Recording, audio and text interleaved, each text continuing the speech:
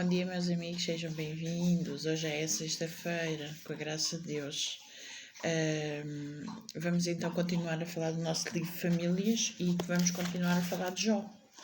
E diz assim: Jó continuou a confiar em Deus. Não compreendia a situação terrível, principalmente quando o confrontaram com o Deus bondoso, o Deus todo-poderoso e protetor que Jó adorava. Jó tinha muitas perguntas, mas uma única certeza, porque eu sei que o meu Redentor vive e que por fim se levantará sobre a terra, e depois de consumida a minha pele, ainda em minha carne verei a Deus. Vê-lo-ei por mim mesmo e os meus olhos, e não outros o verão. Jó, capítulo 19, versículo 25 ao 27. Parafraseando o testemunho de Jó, há um Deus que é o meu Salvador, o que é um Deus vivo. Um dia ele irá manifestar-se, mesmo que eu morra nesta triste condição. Um dia os meus olhos vê-lo-ão. Não compreendo onde ele está agora, neste momento em que eu tanto preciso dele, no meio do meu sofrimento, da minha insatisfação. Não compreendo tantos porquês. Um dia compreenderei. Um dia vê-lo-ei de novo bem junto a mim.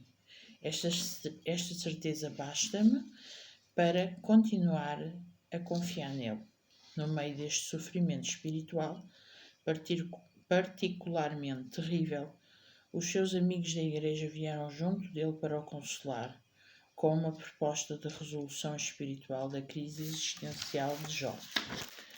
Vieram cheios de zelo e de boa vontade, sinceros na sua atitude, mas em vez de mostrarem compaixão e compreensão pelo sofrimento, culpabilizaram-no, pretendendo justificar Deus, atribuindo-lhe as motivações corretas, como se o conhecesse suficientemente para tal presunção.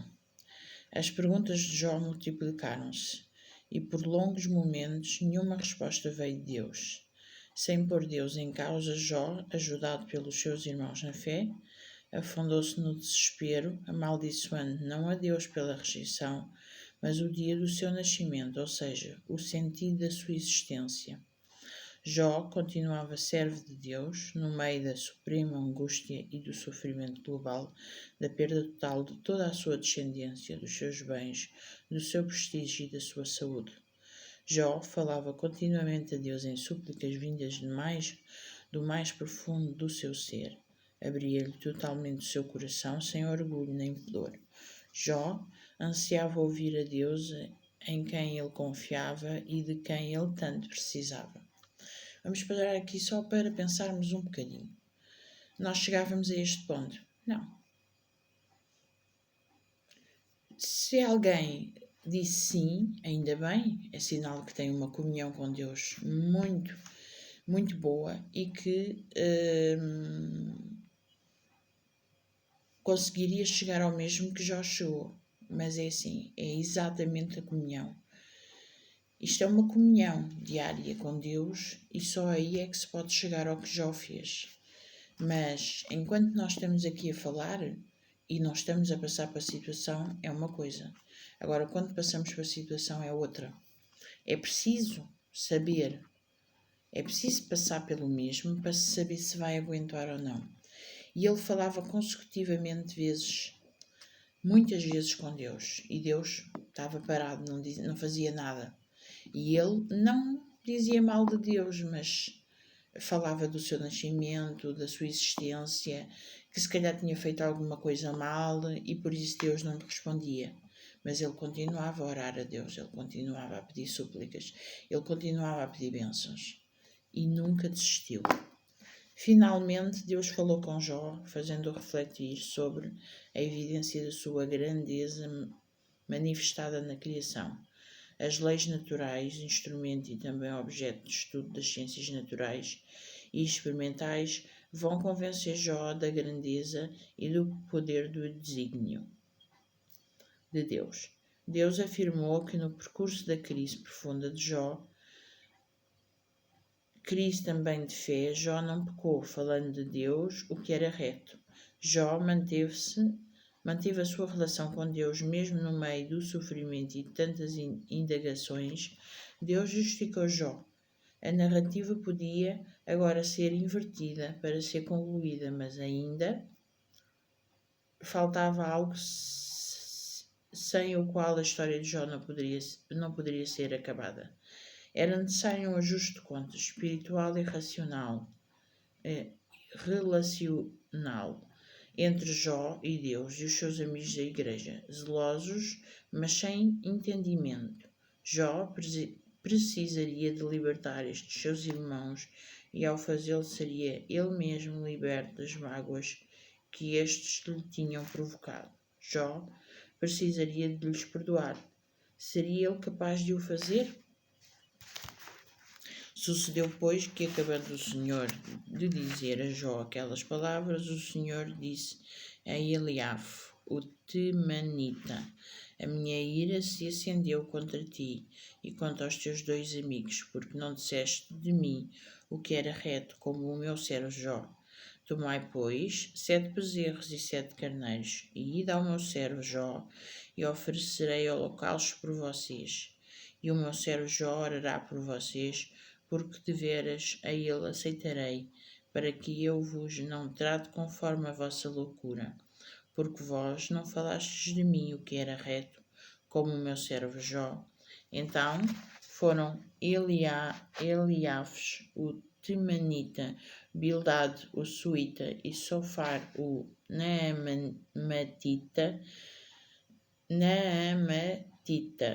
e fizeram como o Senhor lhes dissera, e o Senhor aceitou a face de Jó. Amém por isso. Jó era um homem estrondoso, um homem com um poder inacreditável de fé, um acreditar em Deus, nunca deixou de orar, independentemente de Deus não lhe responder. E realmente isto que Deus disse era verdade, tinha que deixar os irmãos, perdoar-lhes, e em oferta, não é? Em holocaustos, os cordeiros, não é? Que era aquilo que se fazia para oferecer a Deus, não é? Estou muito feliz realmente com estes profetas. Vamos aqui só falar da reflexão. Jó aceitou interceder junto de Deus pelos seus amigos, que em vez de o terem apoiado, como era desígnio de Deus, o maltrataram moral e espiritualmente, em nome das suas percepções religiosas. Quantos de nós, quando estamos a passar um problema bem grande, e há um amigo nosso que em vez de nos apoiar, nos maltrata, psicologicamente, espiritualmente, seja da forma como for, e nós ficamos tão tristes, mas não vamos a ele, não falamos com ele, não o perdoamos. Deus diz: para seres perdoado tens que perdoar. Então qual é a aflição de ir ao pé da pessoa, confrontar a pessoa, falar com a pessoa sucedida e perdoá-la? Todos nós pecamos, todos nós somos pecadores. Não há nenhum justo sequer. Por isso Deus diz que nós temos que perdoar para ser perdoados. Nós temos que assumir isso na nossa mente, por mais nos machuquem, por mais que nos chateiem, nós somos obrigados a perdoar para que Deus nos possa perdoar a nós. Mas tem que ser de coração. Agora, perdoar, tu estás perdoado e continuar a levar com aquilo e a dizer mal da pessoa e tudo isso não vale a pena, porque Deus é que sonda o nosso coração. Só Ele é que sabe aquilo que nós sentimos. Neste culto de intercessão, Jó orou a Deus, intercedendo por eles. Este foi o momento esperado por Deus para reverter a história de Jó. Sem este acontecimento, haveria um impasse. Jó tinha vencido esta terrível noite da sua existência, perdendo tudo menos a certeza de que Deus era soberano. Para sair completamente desta tempestade, o primeiro passo era justificar os seus irmãos, que ampliaram em nome da fé o seu sofrimento. A este seu culto familiar juntaram-se os irmãos ofensores. No momento desse culto intercessório, Deus reverteu a história de Jó. Jó é o modelo do intercessor pelas famílias que ofende. neste caso intercedendo pelos seus irmãos na fé que o tinham culpabilizado e condenado. E o Senhor virou o cativeiro de Jó quando orava pelos seus amigos, e o Senhor acrescentou a Jó outro tanto, em dobro, a tudo quanto antes possuía. Então vieram eles, todos os seus irmãos e todas as suas irmãs, e todos os quantos dantes o conheceram, e comeram com ele pão em sua casa, e se condoeram dele e o consolaram de todo o mal que o Senhor lhe havia enviado. E cada um deles lhe deu uma peça de dinheiro e cada um pendente de ouro. E assim abençoou o Senhor o último estado de Jó, mais do que o primeiro.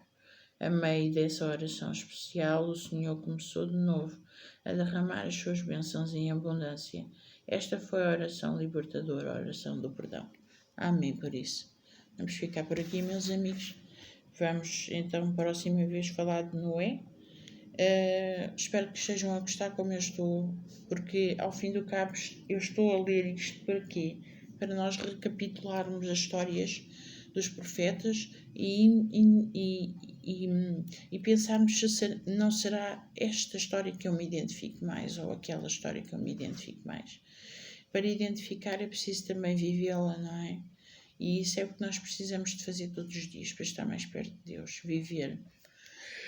viver os momentos que podemos estar ao pé de Deus ainda. Então vá, tenham um dia muito abençoado na presença do Senhor e uma boa preparação para as adventistas. Amém.